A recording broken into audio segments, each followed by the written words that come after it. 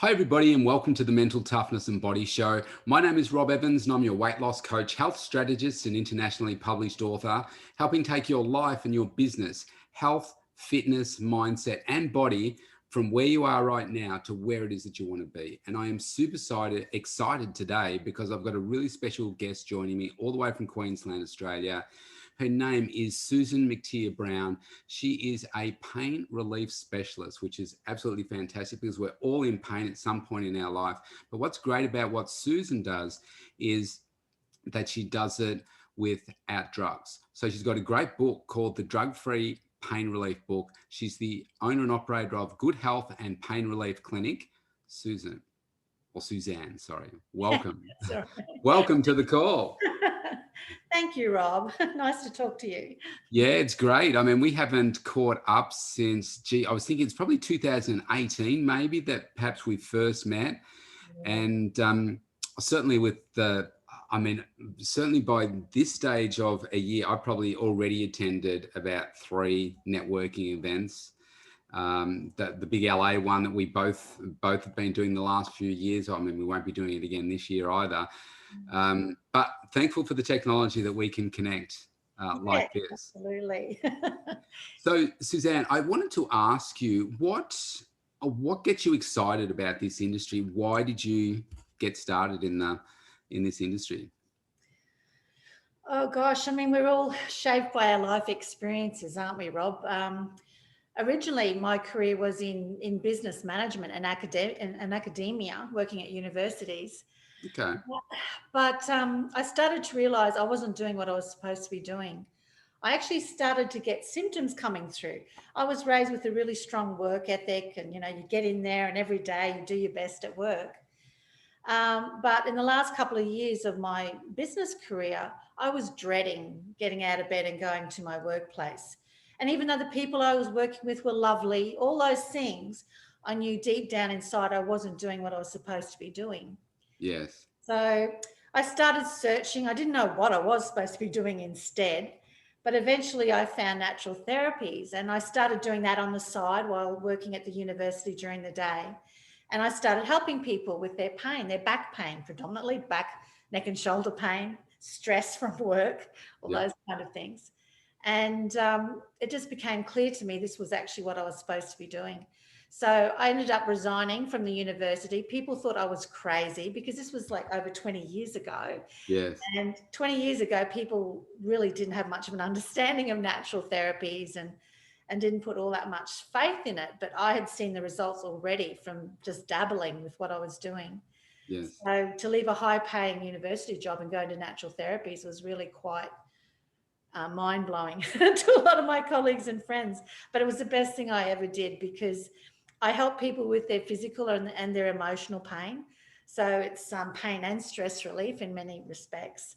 And I just feel very privileged to be able to help people in that way. And and I found also things that happened in my life with medical error. My dad passed away when I was 21. He was only 51, in part due to medical error. I had a very severe pain diagnosis at the age of 22. I was diagnosed with a fast progressing severe neurological and pain disorder. Okay. Doctors couldn't help me. There was no medical error there, but they couldn't help me. And so I had to step up and help myself. Yes. And then just recently, my husband passed away in part due to medical error. So I know I have a respect for orthodox medicine, of course. Thank God for our doctors and, all the people involved in the medical profession. They particularly shine in emergency and accident situations. But sometimes for long-term health care, look, errors can be made, and I think if we have a system that looks at orthodox medicine as well as natural therapies, yes, I think everyone will be a lot better off. Yes. I couldn't agree more. I think, if you go to a GP, what do they tend to do? They prescribe. So if you go to a GP, chances are they're going to give you a drug. If you go to a surgeon, what are they going to do? Chances are they're going to cut you because that's what they specialize in. Yeah. So tell me, with the natural therapy, so is your speciality Bowen therapy? Is that? Yes, I do advanced Bowen therapy. So that's like physically correcting the body structurally. So I can release tight muscles, correct bad posture, restore mobility, improve circulation, improve lymphatic flow. So get people moving and moving pain free. That's kind of what I like to do. So if we just think up, because I only know a fraction about Bowen therapy, and I'll give you a case example with my dad in a moment, but perhaps could you explain to people, because I know with the clients that I work with, everybody's got pain at different points in their life, and they say, oh, who should I see? And they've got some people that love chiro, some that love osteo, some that love myotherapists, some that hate physio, some that like physio, some that, there's so many different treatments. So where would Bowen therapy fit into this, and how could people kind of understand, okay, well, maybe I should give that a try? Yes. So it's very soundly based on anatomy and physiology. It's a government accredited diploma in Australia. And I guess we can do what a physio or an osteo or a chiropractor do, but we work with the body. We do it in a gentler way. So there's no forcing of the body with Bowen therapy. So it's very targeted, very specific muscle release in a certain sequence. So some of these muscle releases are very similar to some acupuncture points. Some points are similar to trigger point therapy, but it's done in such a way, a very unique and specific way, that it creates massive structural change in the body. It allows the body to come back into balance and heal itself. I've seen some amazing things in clinic. So we're clear, it's physical hands on the body manipulating. Yes, it is. Yeah. And I know that, I don't know whether it's growing in popularity. I mean, certainly where I live here, I think there is somebody in the area that does it, but it's not that. I mean, there are probably 5 physios or more. There's, probably the same chiros, myotherapists, etc. Like there's a lot of those, but I could probably only, if I Google, I wouldn't know who it is, but I think I could Google it, and there's probably one that works in this area. But and so people might be thinking, oh, it's just, voodoo stuff that I'm not familiar with, and people are scared of the unfamiliar. The only case study that I know of personally is with my dad, and he, it's a long story, but he basically fell off a wheelie bin and fell into some rose bushes, broke his hip, pulled all the tendons out of his shoulder. And they were like, after months and months of therapy, they said, no, you need to have your hand and elbow fused. And so for those of you that don't know what that means, basically he's never going to have any functionality. His hand's going to be like this for the rest of his life. He's not going to be able to move his shoulder. And so he had all these different therapies, and that was their solution, the surgeons and the doctors in the end. This is a really great example as to the doctors don't always know what's best for you. They don't always get it right. And you should always be prepared to question it. So it's only because of my mum, that they found a Bowen therapist. And Dad went from being like this to being able to reach his hand right up above his head and get back to pretty much a normal sort of life. Like he wouldn't be able to lift heavy weights above his head or anything. But the difference from that level of functionality to being fused is like North Pole and South Pole. And all it was a decision away. So, okay, well, I'll have it fused. Yeah, absolutely. And that's right. I mean, I think it's an Australian technique. And I think as Australians, we've got this bad kind of general character trait, but we tend to knock things that are Australian. We tend to put more value on worth on things, from other countries. But I think we should be very proud of Bowen therapy. Tom Bowen actually was based in Geelong in Victoria. Okay. And was an amazing man, helped so many people. And I think he almost put like an engineering concept to the human body. I had studied prior deep tissue massage before I found Bowen therapy and started training in it. And so I was used, and that's the direct opposite. Deep tissue is very forcible. Often your clients will bruise. Sometimes your clients are in pain in the table as you forcibly try and release tight muscles and realign, realign the body. So Bowen's at the opposite end, where it's very gentle. It works with the body, but it is targeted muscle release and gets amazing results. And I just think it's a very clever technique. As soon as I started training in Bowen, I just knew, because I'd already studied anatomy and physiology. I'd already been doing deep tissue massage on people. I instantly knew when training in Bowen the power and the cleverness of this technique. And I think, also, unfortunately, government policy has let us down. Years ago, I had private health fund rebate numbers. Yes. But, the Australian government recently, or in the last couple of years, pulled those provider numbers away from a lot of natural therapies. I think there was 16 natural therapies that it took private health fund rebate numbers from. Yes. And that was a shocking decision. That was a bad decision, because it's natural therapies and, it's things like herbal medicine, naturopathy and things like that, really valuable natural therapies, were penalised and hamstrung by that government decision. And yet we are the people that keep people out of hospitals and having to, I've lost count of how many clients of mine have been able to cancel their surgeries, like your dad, because we've been able to restore mobility and function and, and get them pain relief without having to go through those things. And there's nothing wrong with surgery. It has its place. But, not all surgeries are successful. It's like anything. There's no guarantees in anything we do in life, is there? And those no, that's spot on. And those decisions by government to do that, taking away the rebates, really sends a strong message to the community that this is airy-fairy type stuff. It's not really going to help you. So, if you want to try that, then it's on your own, out of your own pocket.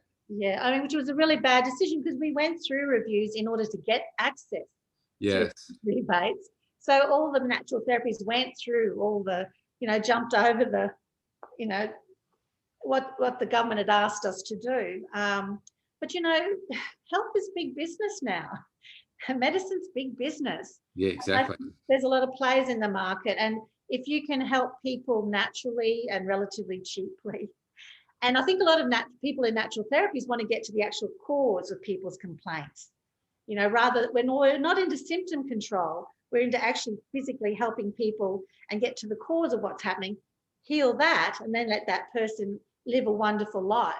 Yes. And sometimes orthodox medicines, that's not their real focus. Yes.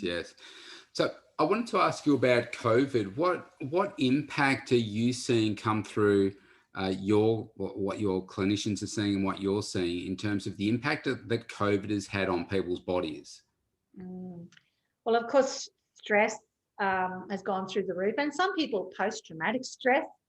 People have been kept apart from family and loved ones. Sometimes there's big distances involved. Fear has a big impact on people's mental and even physical health. So how are you seeing those things show up in people's body? Like, is it tighter? Is it the sore necks because they've been, homeschooling, home office working, moving less? In all sorts of ways. Things like, it's from people feeling safer to be at home and not going out as much, getting out into the sunshine and getting out into a natural environment as much.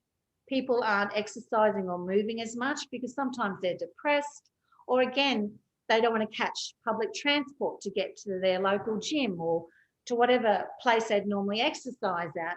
People aren't mixing more. There's less socialization. They're not seeing their friends as much. And yes, you can do it over Zoom and you can ring somebody, but I'm sorry, that's not really the same as face-to-face interaction. Yes.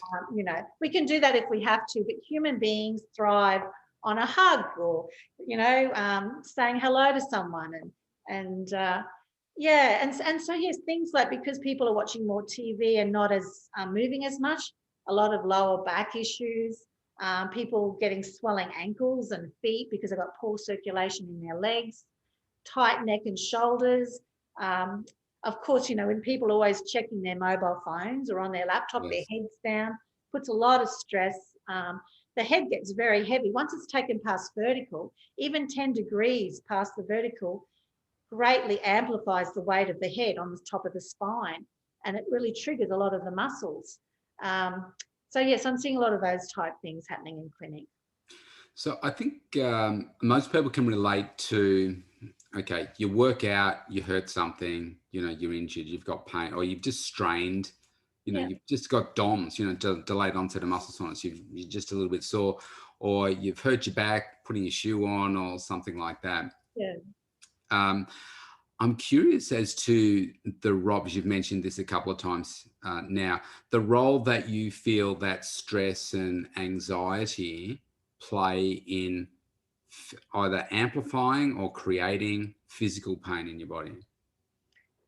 Well, absolutely. When people are stressed, they even make poor mental decisions. So when people look, stress for short periods of time is fine. It actually can help us get up. It can stimulate us to get up and do things and to achieve things.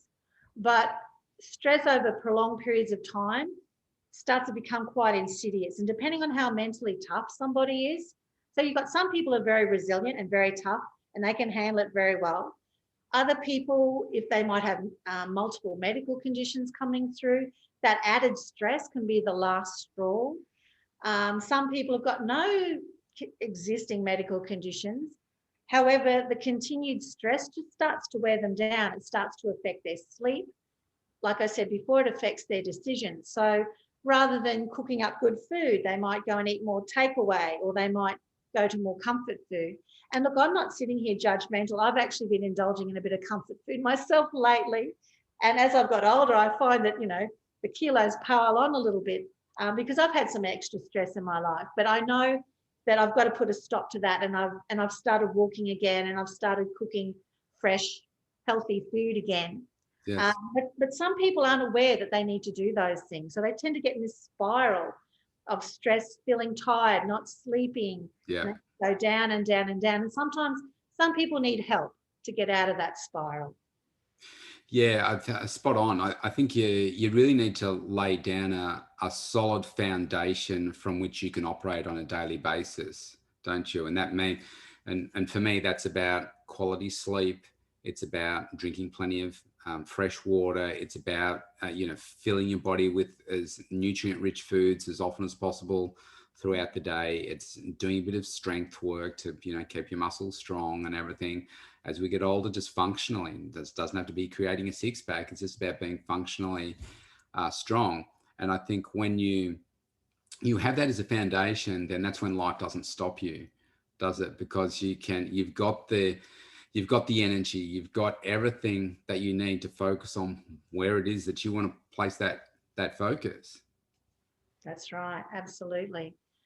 Yeah, no, it's look, I mean, life is tough for everyone at different times, and we all have our different things that we have to deal with. But at some point, you've got to step up and take responsibility for your own health and your own happiness, your own mental well-being. And I think, look, it's hard. We're bombarded with a lot of messages. I was just watching the news this morning, and there were just so many food ads for the wrong type of food. They're Yeah. comfort food, but chocolate advertisements. I mean, I love chocolate, but I know that I can't eat that every day and still function at a high level and still achieve things that I want to do. So I think we have to get a bit smarter about looking after ourselves and maybe choosing what we focus on and choosing what we expose ourselves to, rather than just kind of being there and just letting everything come at us. Yeah. I think one of the things that I notice is with pretty much every single person, I go through all of my clients, and every single person has got some ailment or pain or ache. It could be just something they've got this week. It could be something they've had for a long time. But I think we get to a place, certainly as we get old, different if it's a child, but as we get older, we just seem to put up with the fact that pain is normal. Yes. And even though some pain can be good in certain areas of our life, that pain that we know shouldn't be there all the time shouldn't be there all the time. Yes. And I work with people that say have really bad knees, for instance, and it's about the strengthening the muscles around the knee to take some of the pressure off the knees. And sometimes weight loss is part of that journey as well. And they can become almost pain-free. Sometimes they're always going to have some pain, but sometimes they'll be completely pain-free, and they just didn't know what they didn't know.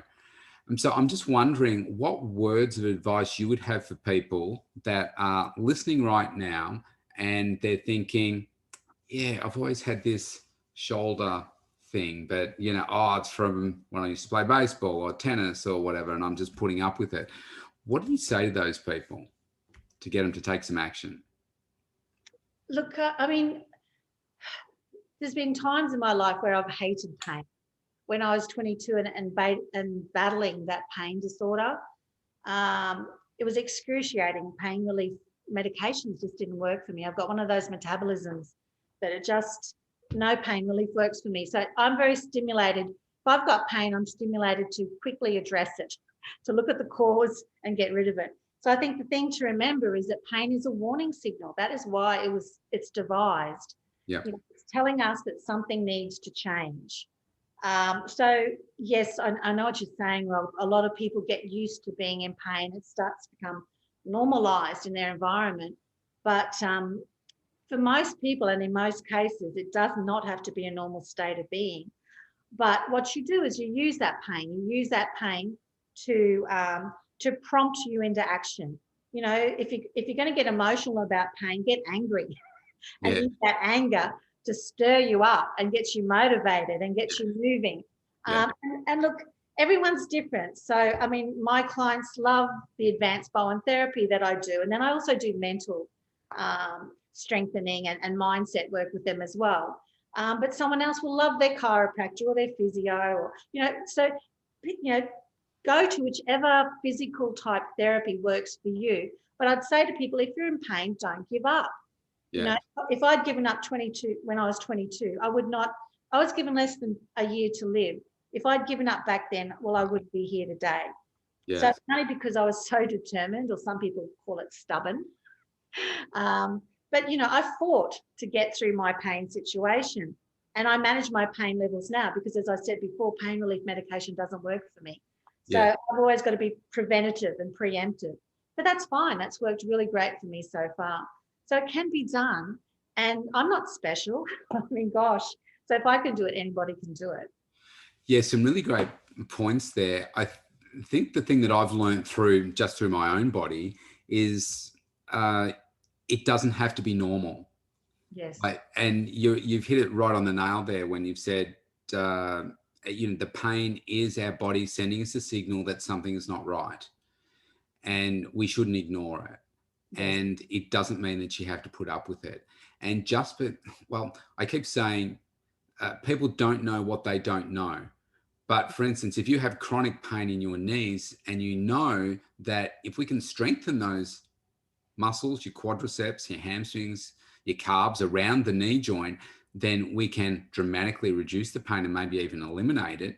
And that's no medication or anything. It's just doing that.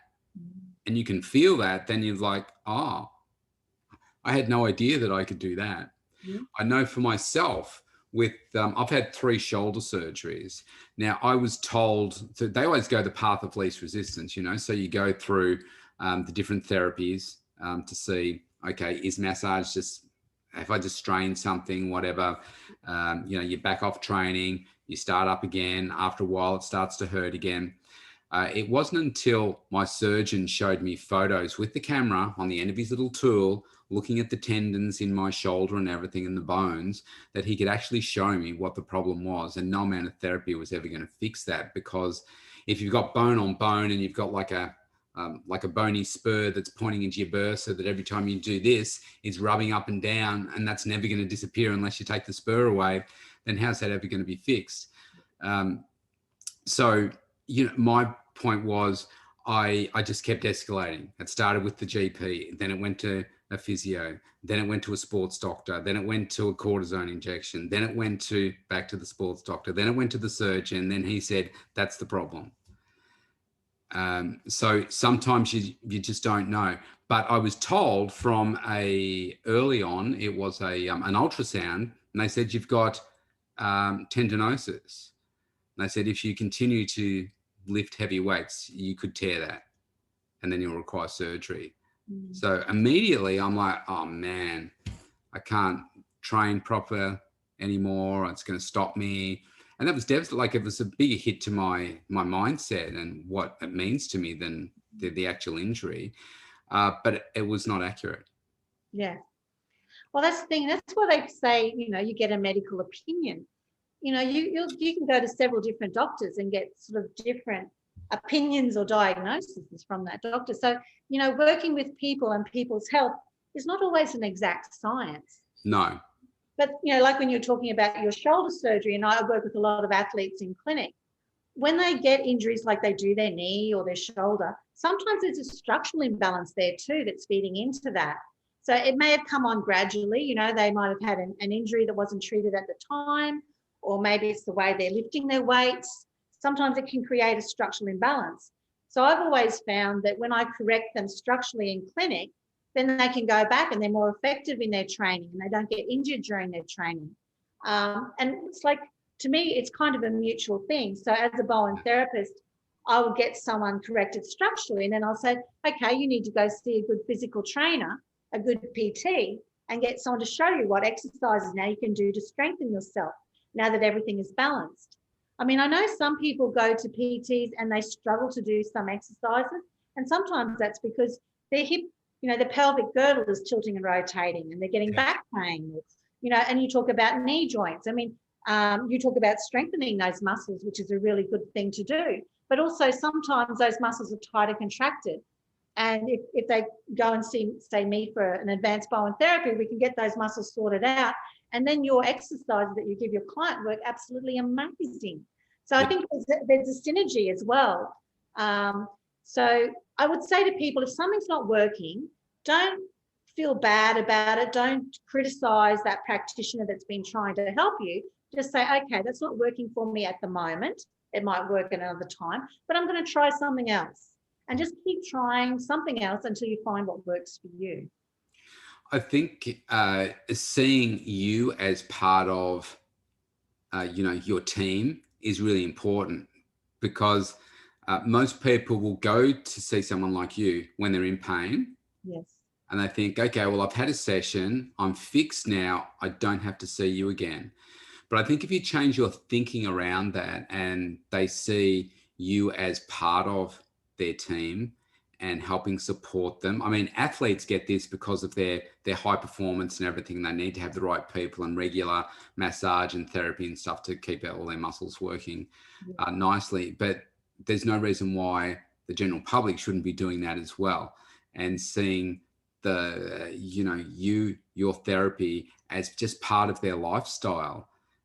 Just like having a coach, I think is really, really important. And it's something that it probably took me 20 years to realize in myself. Yes. So I thought I was young and fit and okay. I'd get the odd sore muscle every now and then, but I'd have a bath and soak it out and, just get back into it. But you learn as you go along in life, don't you? And like I say, I'm learning through my own body as to what works. And as I'm getting older, that I don't recover as fast. Yeah. And sleep is a super, super important part of recovering from injury, anything that I've also taken for granted in the past. Yeah. Well, with sleep, Rob, if your body is structurally out of alignment, it's going to cause you to toss and turn and be uncomfortable in bed at night. Yeah. So if you're structurally misaligned, it's going to affect your sleep patterns. So that's why when often I'll see people in clinic and we get them all balanced out, then they'll go home and they'll sleep really wonderfully, the next couple of weeks, So it has a really big impact. Yeah. A couple of other things I wanted to ask you before we finish up. One is about homework. And that is, I'm sure that when you see somebody, you send them home with some homework. You've got to do this between now and when I see you next. Yes. I see so many people that they said, oh yeah, this happened years ago. And I said, did you do your homework? And so, what do you mean? I said, did you do your exercises that you were prescribed? And I said, oh, no, not really. I said, well, how did you expect it to just get better?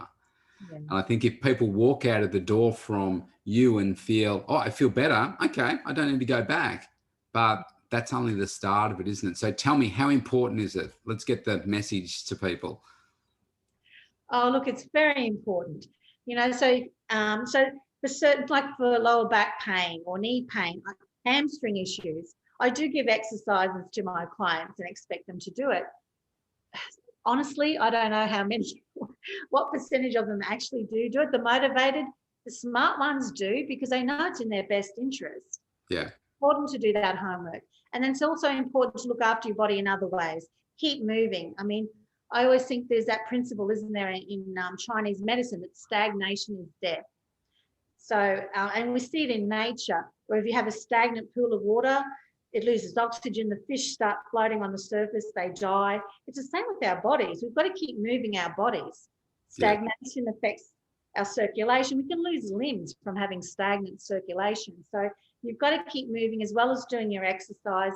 I say to all my clients, you've got to drink good quality water, make sure you're hydrated, and you've got to eat live, fresh food. You can't exist on takeaway or cooked and processed food all the time. You've got to have some live energy food in your diet as well.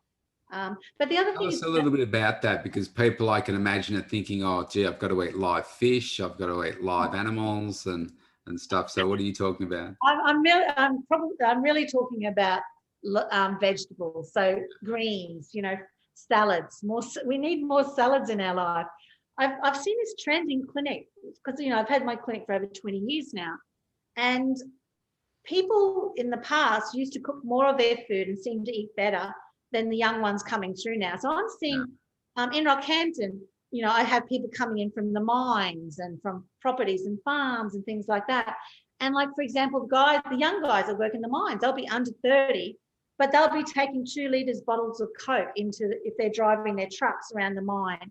And they'll say, oh, well, I go through 2 or 3 2-litre bottles of Coke each day. I just about faint. Like what?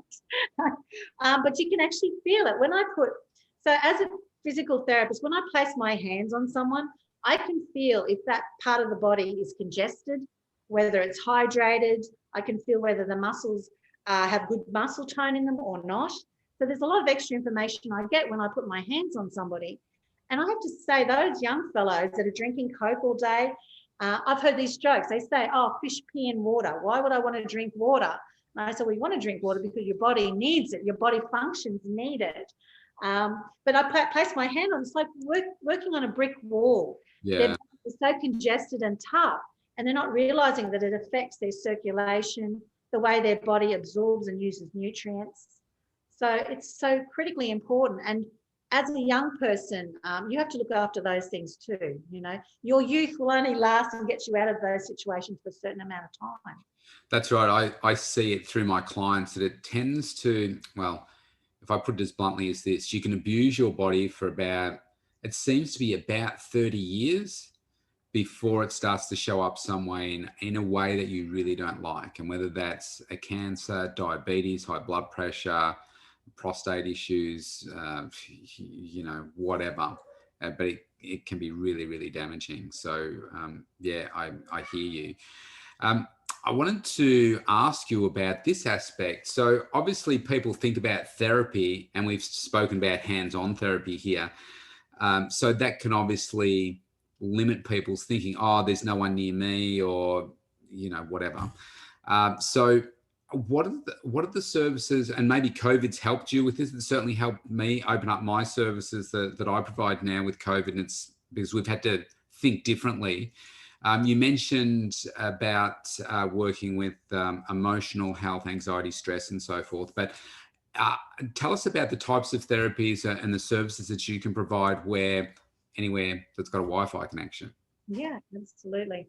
So as well as doing the physical therapies in clinic, yes, COVID, it was a shock when the government closed down business for those months last year. And all of a sudden I couldn't access my clients, and, they wanted to see me and I wanted to help them. So it's made me realise, I'm shifting to online services now. So I'm a master hypnotherapist, and I'm also a master timeline therapist. Now, timeline therapy is relatively new for a lot of people, but it is brilliant for working with trauma, negative beliefs. So people are dealing with anger, fear, sadness, despair, grief. Um, you can actually be helped. You don't have to suffer at home alone with those kind of things. So I can actually work with people, as you say, online or via the telephone. If internet is not the best, we can work around that. And so I love doing like personal breakthrough sessions with people. And it's amazing. It's where the mind goes, the body follows. So Yeah. once we clear up the mindset and get you thinking more clearly, letting go of those emotional chains that have been holding you back, once we get rid of the rubbish that's been clouding your thinking, you get mental clarity, you get your energy back, and your body starts to follow those improvements as well. So there's things definitely we can do, even if you can't physically get in to see me in clinic. Yeah, beautifully said. One of the things that I've certainly worked out in my life, I mean, you and I both know the value of having coaches across, multiple areas of our life. But I like to think about, if I'm in the center here, it's about who's my team around me. And that could be, whether it's your family, intimate partner, but then beyond those, it's your friendships, it's your coaches, it's your allied health professionals like yourself. It's making sure that you've got the right people around you. But I also include things like my solicitors, my my financial planning people, all of those. So making sure that you're surrounding yourself with this tightly structured family of experts, that it doesn't matter what goes on in your life, you've got that person to go to. Your GP is another one. I mean, you need to have a good relationship with the GP as well. So I think you form a really pivotal role in that for people. I would just like people to hear from this today is that you need to have someone like Suzanne in your corner as part of your team, because I wrote down here, you just aren't alone. And often pain can make us feel alone. And fear, those things you mentioned before, fear, anxiety, stress, and COVID is bringing up all sorts of new things for people every time we go into another lockdown. And I'm sure, like I'm in Melbourne, we were shut down for eight months last year in total. I'm sure we'll be locked down at least another once or twice this year at some point.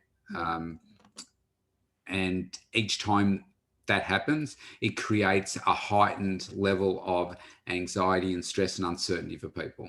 That's right. And that's where it could be just you could be just a phone call away. Absolutely. And the way we survive through these times is through mental toughness and strengthening our mindset, so that when those things happen, I mean, things are always going to happen in our life, that external things that we don't have control over.